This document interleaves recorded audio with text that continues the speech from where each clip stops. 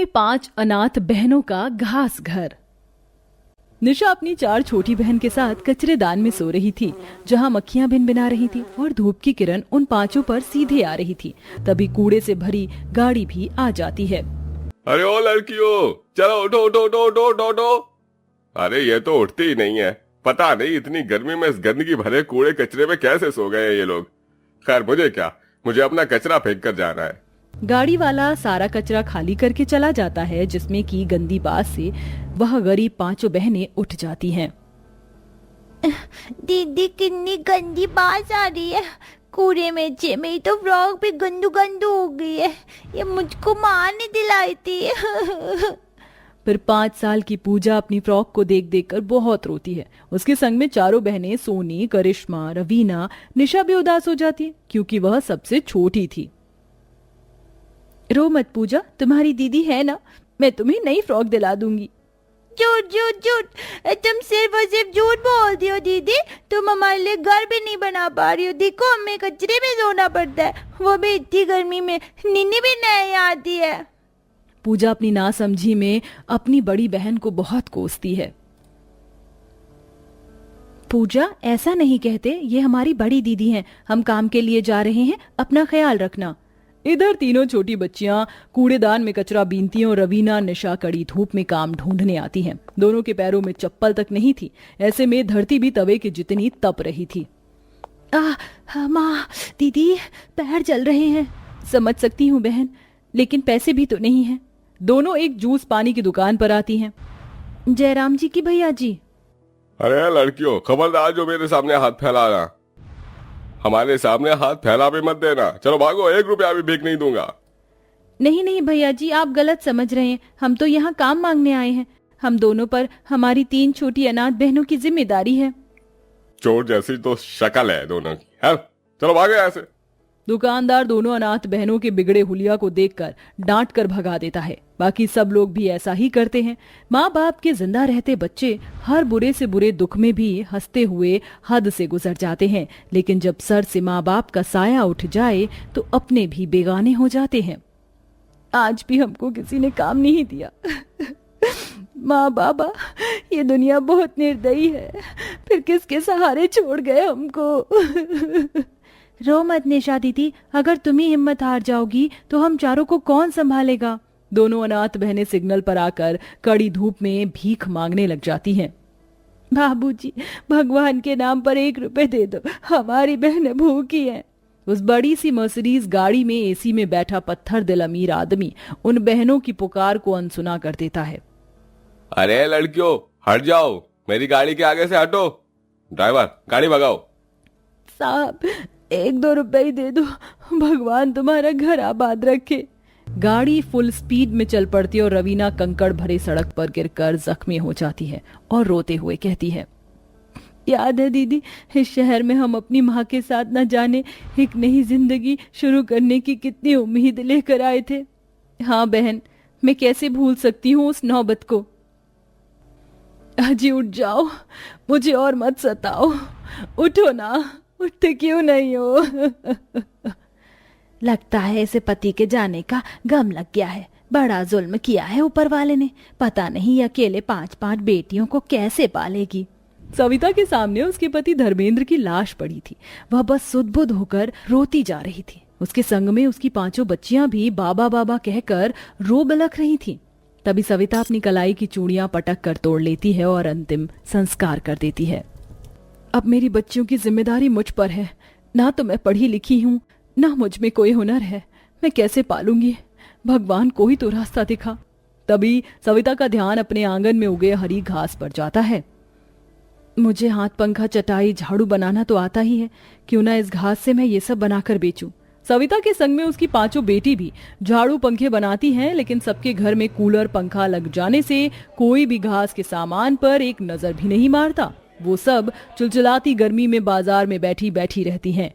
कई दिनों भूखे रहने के बाद सविता अपनी 5 बेटियों का साथ लेकर गांव से शहर आ जाती है।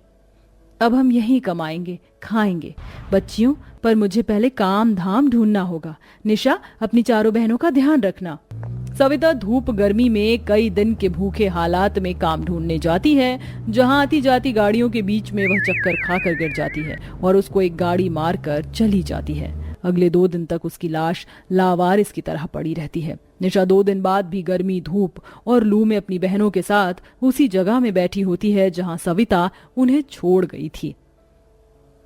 दीदी, माँ कहाँ है? बोलो ना। दीदी, मुझको माँ के पास जाना, लेकर चलो ना। निशा दीदी, मेरा दिल घबरा रहा है। माँ को गए 2 दिन हो गए हैं, हमें चलकर उनको ढूंढना चाहिए। ठीक है, चलो चलते हैं। दीदी देखो ना, वहाँ पर इतनी भीड़ क्यों लगी है? चलो देखते हैं करिश्मा। जैसे ही 5 अनाथ बहनें अपनी माँ की लाश को देखती हैं तो बहुत रोती हैं। जहाँ एक झाड़ू वाला कुछ इस तरह की बातें कर रहा था। अरे पता नहीं किसकी लावारिस लाश है, थोड़ी देर में कचरे की गाड़ी आएगी और ले जाएगी उठाकर। मैं किसी को अपनी माँ को ले जाने नहीं दूंगी, ये हमारी माँ है। हाँ तो ले जाओ उठाकर, वरना कचरे की गाड़ी आएगी और भरकर ले जाएगी। चारों अनाथ बहनें उस दम निकालने वाली धूप में उसकी अर्थी कंधे पर उठाती हैं और पूजा मठ के लिए आगे आगे धूप में चलकर शमशान घाट लाकर अंतिम संस्कार कर देती हैं। उस दिन से वह बेठिकाना कचरा दान में सोती हैं। पर क्या छोटी, आज तो हमको भीख भी नहीं मिला, अपनी बहनों का पेट कैसे भरवाएंगे? हम तो भूखे रह भी लें। तभी दोनों रास्ते से गुजरते हुए एक पार्क देखती हैं जिसमें माली घास काट कर फेंक रहे थे। दीदी देखो, कितनी हरी हरी ताजी घास है, और देखो इस माली ने तो इतने सुंदर फूल लगे पेड़ों को भी काट दिया है। इन्हें ले चलते हैं। पर इस घास का करें क्या रवीना? दीदी, गांव में फूस का घर बनता है और कितना लंबा चलता है, तो क्यों ना हम इस घास से अपना घर तैयार कर लें? ये भी तो टिकेगा। तुम ठीक कहती हो। दोनों बहनें घास बटोर कर सर पर उठा लेती हैं, जिसमें एक जादुई कीड़ा भी लिपटा हुआ था और घास में वो चला आता है। दीदी, आप इतनी घास क्यों लाई हैं? इससे हम अपने रहने का घर बनाएंगे, क्योंकि घास बहुत ठंडी होती है। सुनो, मेरी मदद करो। दीदी दीदी, इस घास में से तो आवाज आ रही है।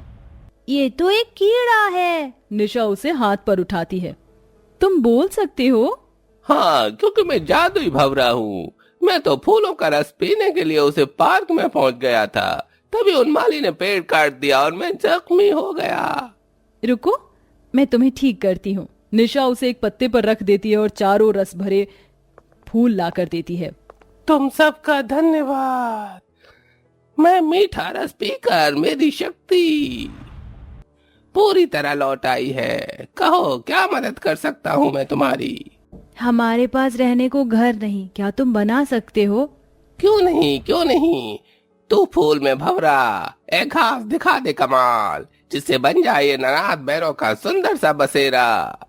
कीड़ा ये मंत्र गुनगुनाते हुए उस पूरी घास को जादुई बना देता है और पलक झपकते 5 अनाथ बहनें खुद को विशाल जादुई घास के घर में पाती हैं। अरे वाह, ये घास का घर कितना बड़ा और सुंदर है ना सोनी दीदी? हाँ पूजा, और इस घर में तो कितनी ठंडक भी है, गर्मी भी नहीं लग रही। देखो, इसकी तो दीवार भी हरी और दरवाजे भी। अच्छा, अब मैं चलता हूँ। तुम 5 का जो भी इच्छा हो इस घास घर से कह देना, ये पूरी कर देगा। ये कहकर वह कीड़ा गायब हो जाता है। क्या सचमुच हम इस जादुई घास के घर से जो मांगेंगे वो ये देगा? तो फिर मैं मांगती हूँ कि हमारे सामने अच्छा अच्छा खाना आ जाए। और घास का जादुई घर अपने जादू से उन्हें लजीज बढ़िया खाने की थालियां देता है। ये तो सच में जादुई घास का घर है। दीदी चलो खाते हैं। कई दिन तक भूखे प्यासे गर्मी में भटकने के बाद वह उस दिन पेट भर कर खाती हैं। अब तो मेरा मन ठंडी ठंडी आइसक्रीम खाने का कर रहा है। प्यारे घास के घर, क्या तुम हमको आइसक्रीम खिलाओगे? और चमचमाते हुए आइसक्रीम भी आ जाती है। ये तो कमाल हो गया। प्यारे जादुई घास के घर, मुझे नए कपड़े दो ना, मेरे पास एक भी अच्छे कपड़े नहीं है। और सोनी की इच्छा पर जादुई घास का रंग बिरंगे सूती के सुंदर सुंदर कपड़ों की बरसात कर देता है। बारी बारी से अपने अपने मनपसंद की खाने पीने की चीज वो मांगती हैं और फर्नीचर भी, जिससे उनका घर और भी ज्यादा सुंदर हो जाता है। और अब 5 बहनें खुशी खुशी जिंदगी गुजारने लगती हैं।